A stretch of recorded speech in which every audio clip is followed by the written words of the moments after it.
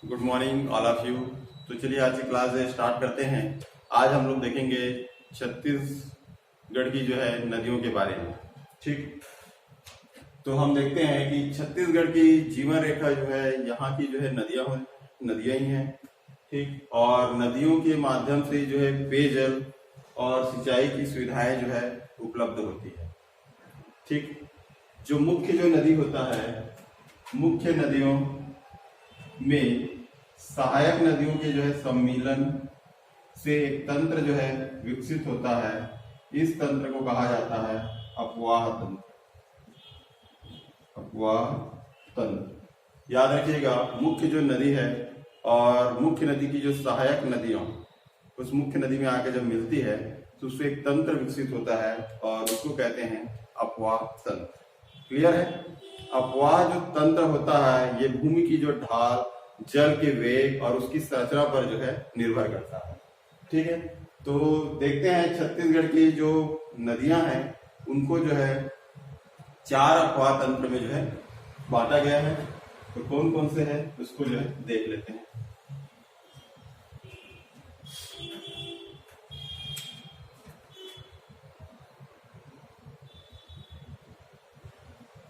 ये छत्तीसगढ़ का मैप बना लेते हैं पहले।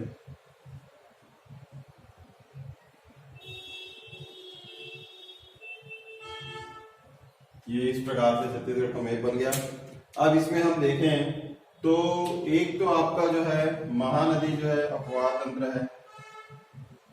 ये आपका जो है महानदी अपवाह तंत्र, महानदी अपवाह तंत्र। दूसरा है इधर से आपका जो है गोदावरी, गोदावरी अपवाह तंत्र। ठीक, और तीसरा है आपका इधर जो है नर्मदा अपवाह तंत्र। और चौथा है इस साइड आपका जो है इस तरफ गंगा अपवाह तंत्र। क्लियर है? तो छत्तीसगढ़ की जो नदियां हैं इसको जो है 4 अपवाह तंत्र में जो है विकसित किया गया है। तो ये पहला है महानदी जो है अपवाह तंत्र। महानदी अपवाह तंत्र जो है ये छत्तीसगढ़ के जो है 58.48% जल का संग्रहण करता है। इसके बाद है गोदावरी अपवाह तंत्र। ये छत्तीसगढ़ के जो है लगभग 28% जल का संग्रहण। नर्मदा अपवाह तंत्र जो है 1% जल का संग्रहण करता है। और गंगा अपवाह तंत्र जो है 13 से जो है 15% जो है जल का संग्रहण गंगा अपवाह तंत्र के द्वारा किया जाता है। क्लियर है? तो एक एक करके हम अपवाह तंत्र को देखेंगे। तो सबसे पहले हम जो है महानदी अपवाह तंत्र देखते हैं जो कि सबसे जो है बड़ा है। क्लियर है? तो चलिए देखते हैं। तो महानदी जो है अपवाह तंत्र, तो इसमें सबसे पहला पॉइंट यही है कि महानदी अपवाह तंत्र का जो परसेंट है वो 58 जो है 48 जो है परसेंट है। और इस महानदी अपवाह तंत्र की जो है प्रमुख जो नदी है वो महानदी है। ठीक है, महानदी जो है मुख्य जो है नदी है। अब इस महानदी के बारे में पहले देखें तो महानदी का जो है उद्गम, इसका जो है उद्गम कहाँ से है? तो महानदी का उद्गम यहाँ पे जो है सिहावा पर्वत है। सिहावा, जिसका प्राचीन नाम जो है सुक्तिमती जो है पर्वत, सुक्तिमती। सिहावा पर्वत का जो है प्राचीन नाम क्या है? सुक्तिमती जो है पर्वत के श्रृंगी जो है श्रृंगी पर्वत, इस सिहावा पर्वत या सुक्तिमती पर्वत में स्थित जो है श्रृंगी पर्वत से जो है महानदी का उद्गम हुआ है। और ये महानदी जो है मतलब ये जिला कौन सा है आपका? धमतरी जो है जिला है। ठीक, याद रखना है। तो महानदी का उद्गम जो है सिहावा या सुक्तिमती जो है पर्वत पे स्थित श्रृंगी पर्वत धमतरी से जो है हुआ है। और ये लगभग जो है आपका धमतरी, कांकेर,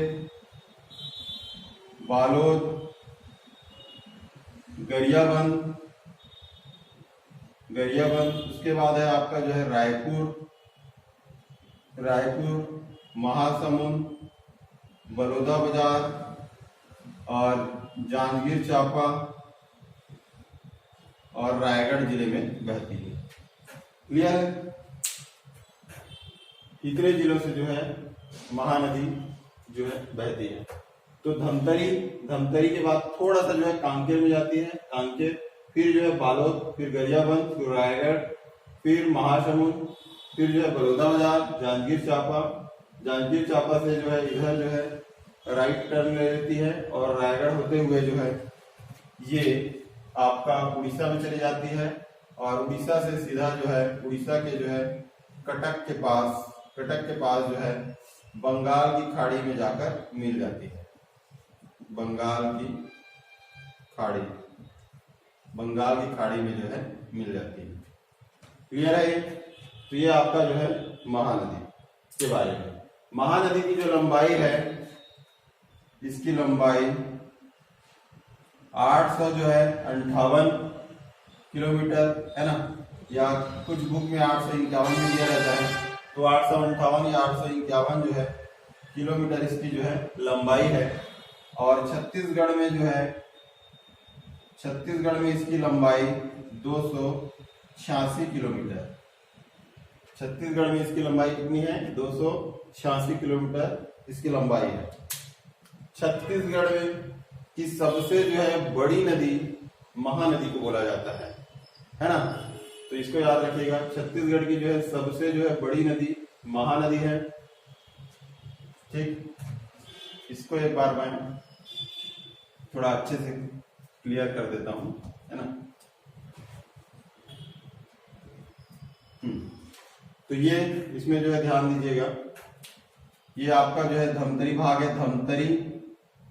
धमतरी से थोड़ा सा कांकेर से फिर बालोद, फिर जो है आपका गरियाबंद, रायपुर और जो है महासमुंद, फिर जो है जांजगीर चांपा और इधर जो है रायगढ़ होते हुए उड़ीसा में चली जाती है और उड़ीसा में जो है कटक के पास बंगाल की खाड़ी में मिल जाती है।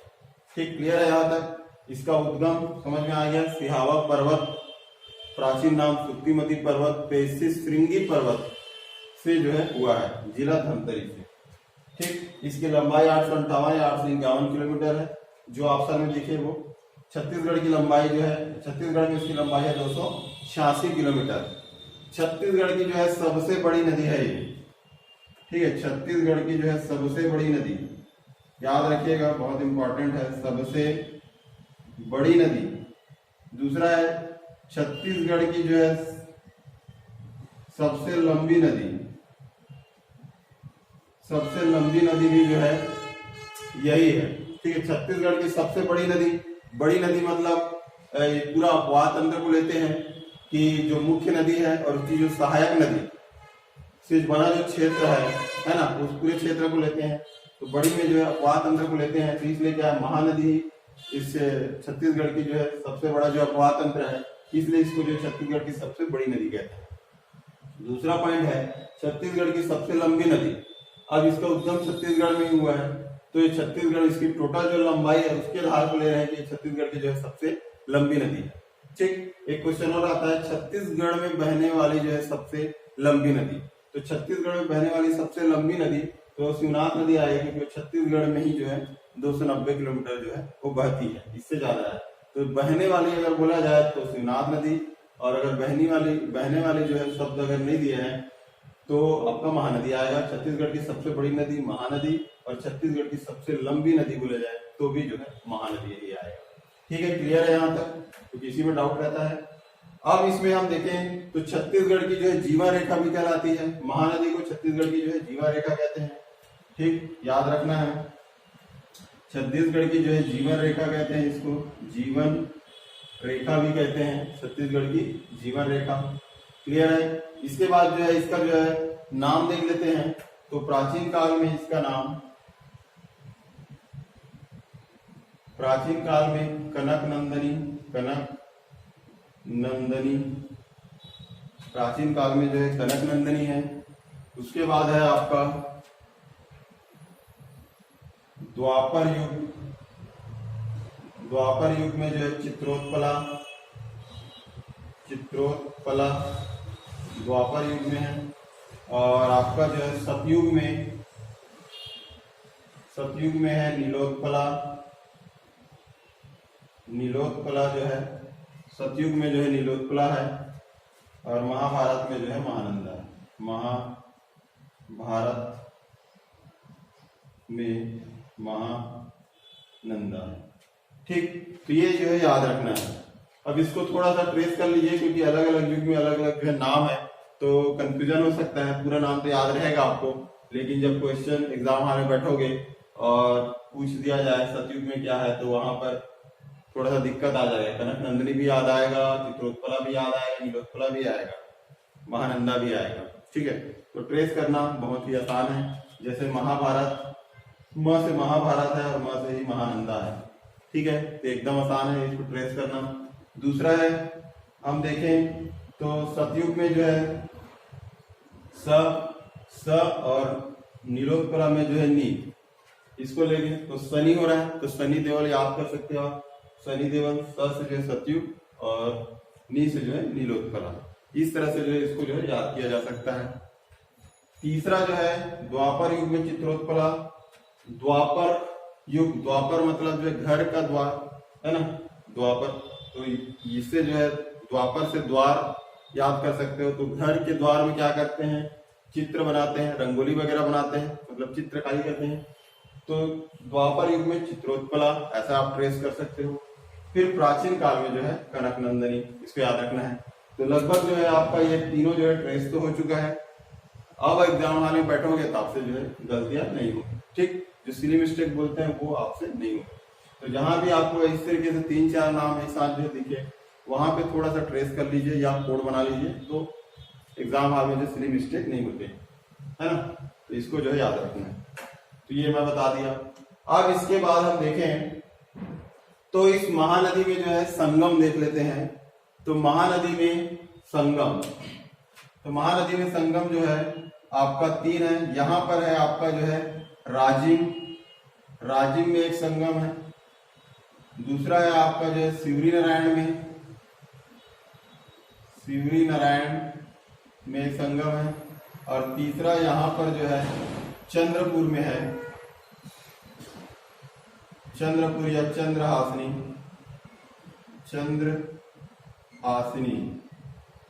यहां पर जो है एक संगम है। ठीक है, तो ये याद रखना है। तो राजिम में जो संगम है उसको हम देखते हैं। तो ये तो आपका महानदी है, एक तो हो गया। राजिम में जो संगम है उसको, उसमें क्या है महानदी, प्लस दूसरा इधर से आएगा आपका जो है ना सुंडूर, और इधर से पैरी। तो महानदी, पैरी नदी और जो है सुंडूर नदी का संगम जो है राजिम में है। ठीक, राजिम को जो है छत्तीसगढ़ का प्रयाग भी कहते हैं। राजिम को छत्तीसगढ़ का प्रयाग कहते हैं, याद रखिएगा। ठीक, तो एक संगम हम देख लिए राजिम में है ना। और किन किन नदियों का है, महानदी हो गई, पैरी नदी और सोंढूर नदी। ठीक है, तो महानदी, पैरी नदी और सोंढूर नदी। अब इसके बाद देखते हैं ये पैरी और ये आपका सोंढूर।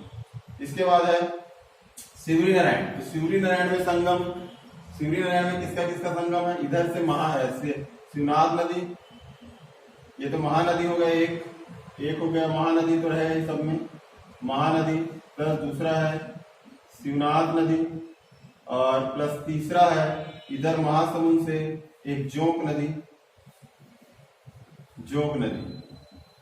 तो ये आपका हो जाएगा जोंक नदी। तो सिवरी नारायण में जो है संगम जिस है ना, 3 नदी कौन सी है, महानदी, शिवनाथ और जोंक नदी। क्लियर हो गया। अब तीसरा देखते हैं, तीसरा संगम है हमारा चंद्रपुर या चंद्रहासिनी में। तो यहां पर देखें तो इसमें जो संगम है, पहला तो है महानदी है, महानदी में ही। दूसरा जो है हम देखें तो इधर से जो है मांड नदी, महानदी, फिर उसके बाद जो है मांड नदी है, इधर सरगुजा जिले से आती है मांड नदी, और इधर महासमुंद जिले से ही एक नदी निकलती है लात नदी। तो ये लात नदी। तो इसमें जो 3 संगम है चंद्रपुर या चंद्रहासिनी में, महानदी, माण नदी और जो है लात नदी, इसका जो है संगम है। ठीक, क्लियर है। तो महानदी पर जो है 3 संगम हम देखें, राजिम में एक संगम, शिवरीनारायण में दूसरा, और चंद्रपुर या चंद्रहासिनी, ये जांजगीर चांपा में जो तीसरा जो है संगम है ना। तो चंद्रपुर, चंद्रहासिनी जांजगीर चांपा और रायगढ़ जिले से लगा हुआ है, लेकिन इसको जांजगीर चांपा में लेते हैं। ठीक है, याद रखिएगा। तो ये हो गया आपका जो है महानदी में संगम। क्लियर है यहां तक। अब जो है आगे देखेंगे महानदी की जो है सहायक नदियों के बारे में, कि महानदी की जो है कौन कौन सी जो है सहायक नदियां हैं। ठीक है,